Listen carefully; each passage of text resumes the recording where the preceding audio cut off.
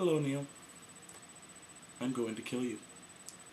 The first step, obviously, is to lure you to a place with which you are unfamiliar, giving me the upper hand. Therefore, so as to not arouse your suspicions, I will invite you to the first annual Boston PotterCon as the guest of honor. At the end of the ceremony, the letter will say, you will be awarded a Grindelwald hand puppet for your services to Potterdom. After that, taking you captive will be quite simple. When you walk through the double doors, you will hit an invisible tripwire, which will slam the doors behind you. This will knock down a board, which was resting atop one door, pulling a string leading through a pulley to the other side of the room. This string will pull a plug out of a container of water, which will spill into a bucket. This bucket will be at one end of a seesaw. On the other end will be a bowling ball, which will roll down and hit the bucket. The bucket will fall onto a button, which will cause a switch to rise near you. The switch will have a label which reads, flip this to access escape route. If you flip the switch, you will fall through a trapdoor into a cage, making you the instrument of your own capture.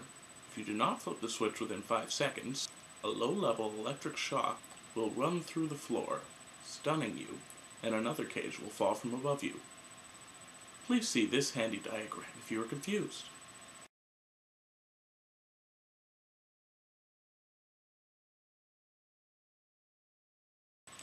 You will then be taken into a special reading room.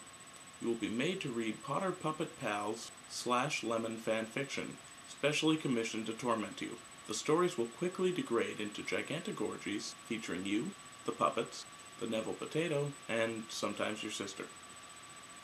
If you refuse to read them, you will be forced in the style of Clockwork Orange.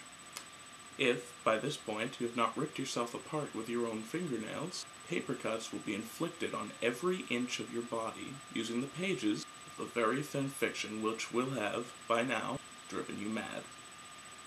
You will then be thrown in a vat of salt water to increase your agony 1,000-fold. After a cover featuring a tamper-proof camera is placed on the vat, more salt water will be added until you drown, still in utter agony from your wounds. After that, it will be a simple enough task to rid myself of the evidence. Adding piranhas or sharks to the water should take care of that nicely.